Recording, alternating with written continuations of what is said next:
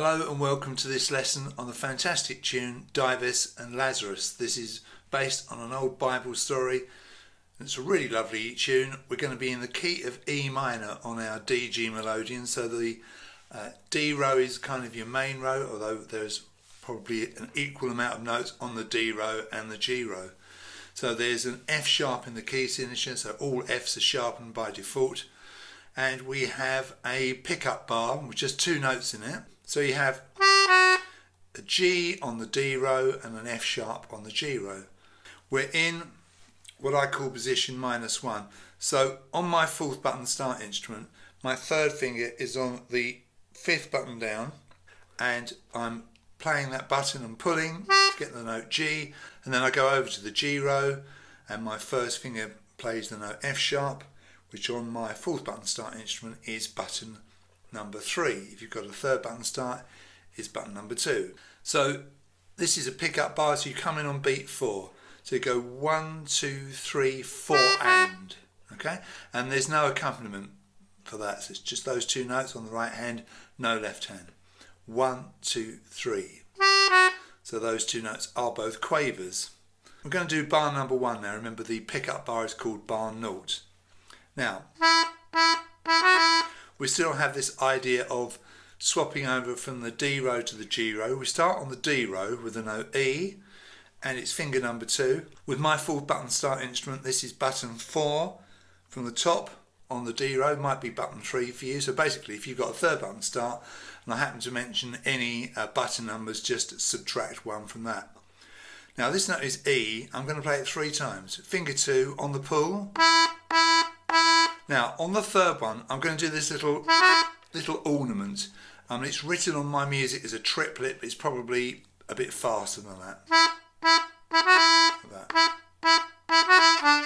You've got E, E, E. Then you go over to the F sharp on the G row. For me, button 3, might be button 2 for you, finger 1. And return to the E. So it's all on the pull. So, like I said, that is written as a triplet, but you'll probably play it slightly faster. It's a kind of a twiddly ornament. And then the same button on the D row, going to push in to get the note D, and without repressing the button, pull out to get the E. So you've got E, E, E, F sharp, E, D, E.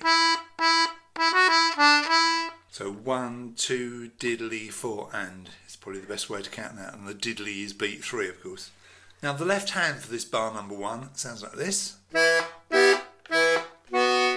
You've got E bass, E minor chord, E bass, and then you've either got a B minor chord or a B5 chord. I'll explain that. The E bass and E minor, that's buttons 2 and 1 on the inside row of the basses. So up the top, if you like, on the pull. So E bass, E minor, E bass. That's beats 1, 2, 3. And then on beat 4, you're going to play button 1 and push in. Now, that will either give you a B minor or a B5, like I have, or a B major. Now, if you've got a B major, don't play that button, because you're playing a D with the right hand at that point, and if you've got a B major chord, that will have a D sharp in it, so that will clash. So basically here, I've got a B5 chord, which is one of those chords which has got the first and the fifth only, hasn't got that D sharp or D natural in the middle of it. If you've got B minor, that's fine, because that's got D natural in the middle of it. But if you have a B major, like I say, you've got a D sharp in that chord. So what can you do? Well, I would play this. Just play the bass note B rather than a chord, okay? And put the two hands together there. It sounds like this. Now, when you play that chord or that note, whatever you've got there on beat 4, that coincides with the D note, but then you pull straight out for the E note with the right hand. Don't leave your finger on the bass chord or bass note, otherwise you'll have an unwanted, like I say, chord or note. So make sure you lift like that, so that last note has no bass behind it. So let's put it together. and that's your pickup bar and your first complete bar.